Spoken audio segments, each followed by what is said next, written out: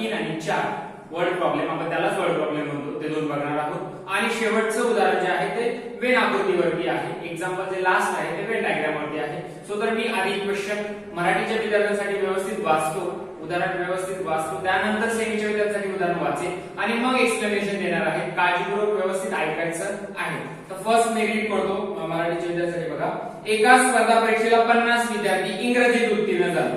बघा आता इथे आपण एक संच मानून घेणार, ई संच घेतला, हा इंग्रजीत उत्तीर्ण झालेल्या विद्यार्थ्यांचा संच आहे. किती विद्यार्थी आहेत? 50 विद्यार्थी आहेत. म्हणजेच आपण त्या संचामध्ये घटक किती आहेत? तर 50 घटक आहेत. तर n ऑफ e बरोबर किती लिहिलं आपण? 50. नंतर बघा 60 विद्यार्थी गणित विषयात उत्तीर्ण झालेले आहेत. म्हणजे गणित विषयात उत्तीर्ण झालेल्या विद्यार्थ्यांचा संच आता आपण काय म्हणूया? m मानूया. मग m घेतल्यानंतर तिथे बघा किती विद्यार्थी आहेत? ते 60 आहेत. गणित विषयात पास होणारे विद्यार्थी किती आहेत? 60 आहेत. आणि नंतर बघा तिसरी अट सांगितली त्याने, 40 विद्यार्थी दोन्ही विषयात उत्तीर्ण झाले आहेत.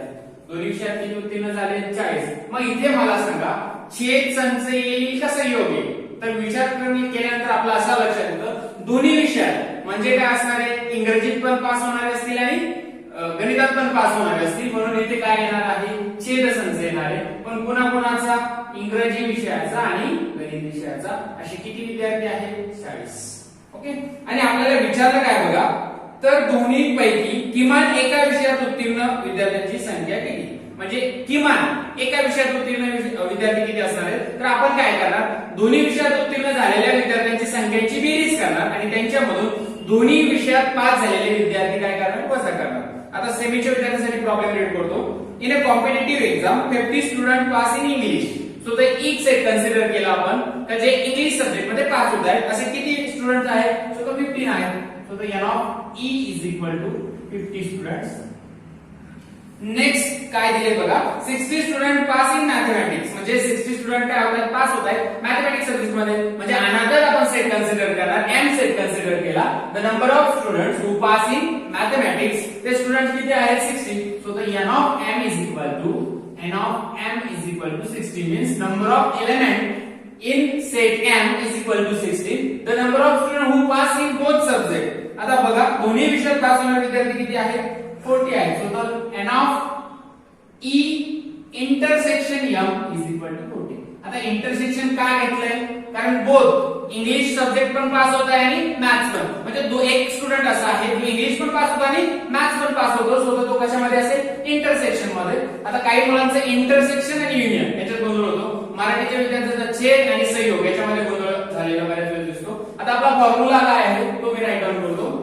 सूत्र बघा, n of a union b is equal to, इथे a आणि b नाहीये तर आपण काय घेतलंय? e आणि m घेतलाय. सो तर काय येईल बघा, n of e union m is equal to n of e plus n of m minus n of e intersection m.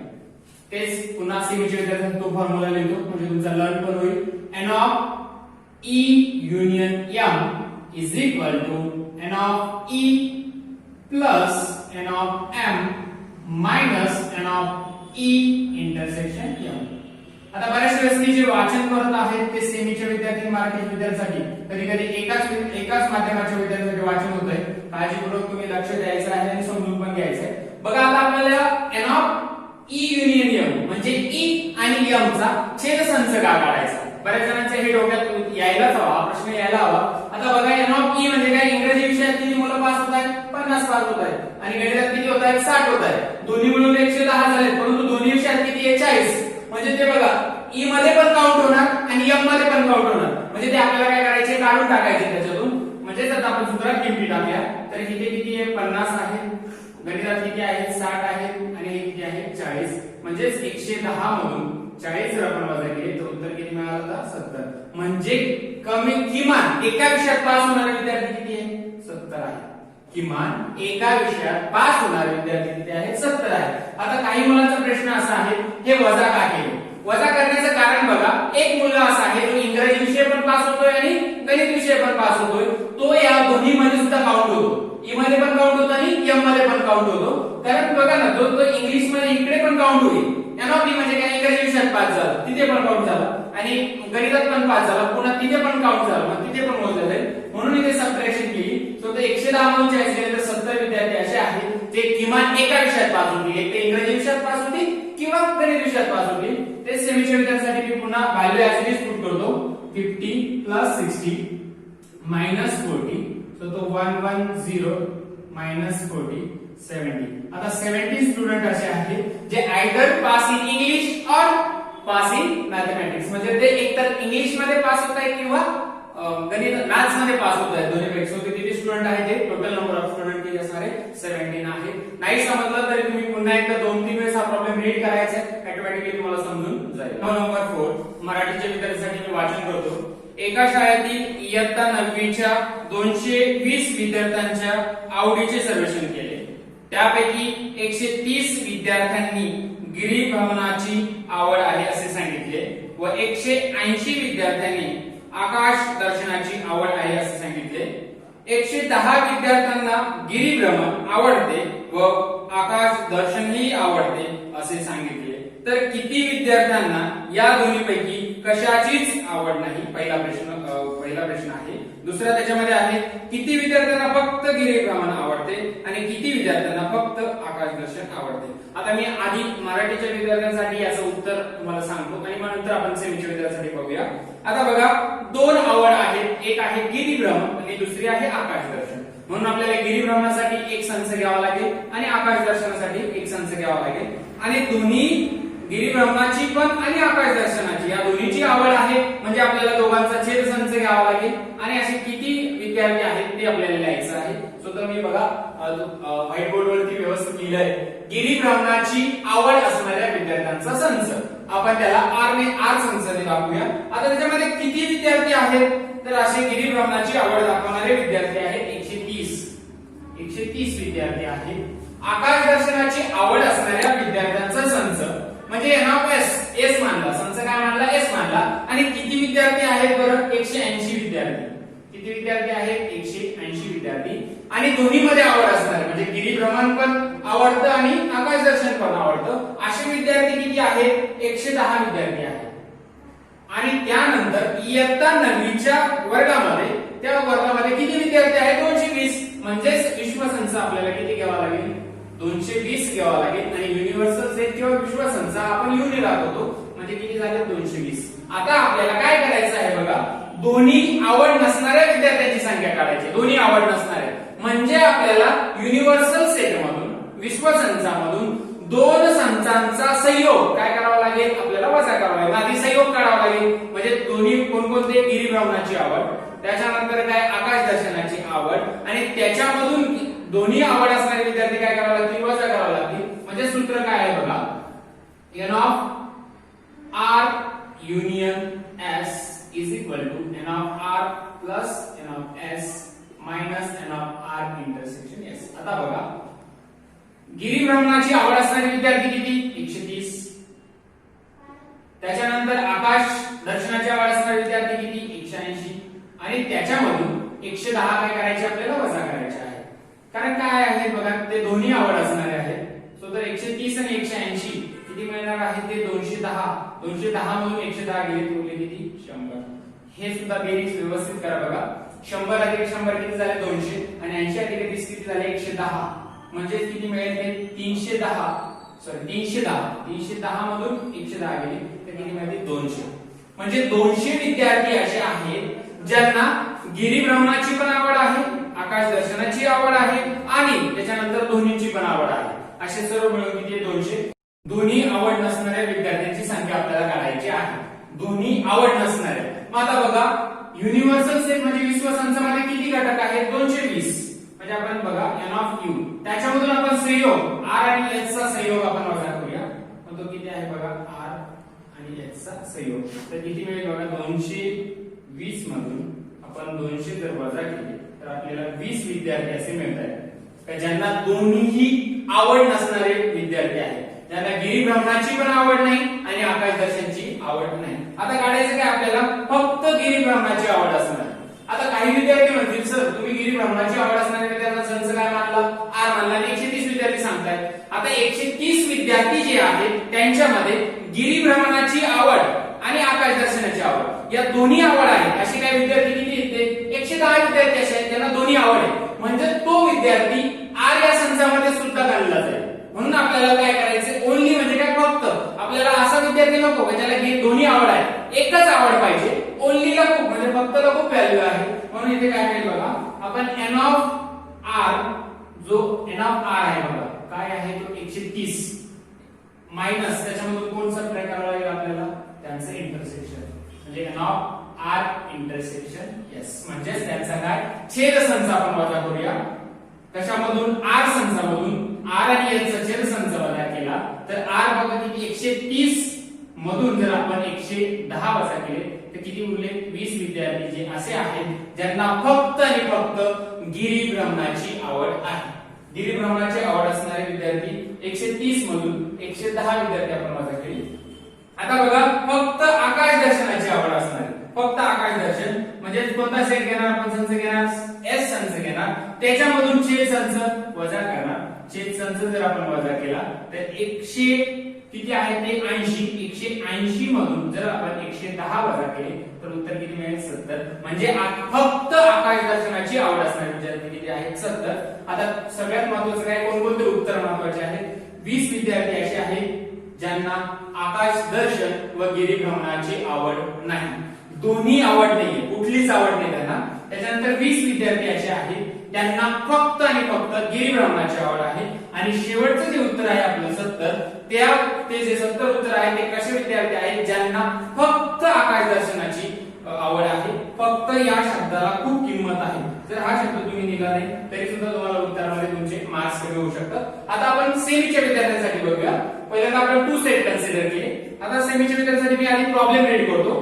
A survey was conducted to know the hobby of 220 students of class 9, out of which 130 students inform about their hobby as rock climbing. म्हणजे 9th स्टँडर्डच्या स्टुडंटचा हॉबीचा सर्वे केलेला आहे. त्याच्यामध्ये 130 student जे आहेत ते काय, त्यांना कशाची हॉबी आहे? रॉकी क्लाइम्बिंगची. आणि त्यानंतर स्काय वॉचिंगची हॉबी असणारे किती स्टुडंट आहेत? 180. आणि बोथ दोन्ही हॉबीज असणारे स्टुडंट किती आहेत? 110. सो तर आपल्याला टोटल नंबर ऑफ स्टुडंट्स म्हणजे त्या 9th क्लास मध्ये स्टुडंट किती आहेत? सो तो युनिव्हर्सल सेट कन्सिडर केला आणि ते स्टुडंट किती आहेत? 220. सो तो फॉर्म्युला आहे आपल्याला काय कॅल्क्युलेट करायचंय? युनियन कॅल्क्युलेट करायचंय. So the N of R union S is equal to N of R plus N of S minus N of R intersection S. So the N of R किती आहे? 130 plus N of S आहे 180 minus N of R intersection S 110. So तर आपला answer मिळेल 200. म्हणजे 200 student असे आहेत ज्यांना त्यांची हॉबीज रॉकी क्लाइम्बिंग पण आहे, स्काय वॉचिंग पण आहे आणि बोथ पण आहे. जनरली आपण युनियन म्हणतो म्हणजे काय, त्याच्यात सर्व आले.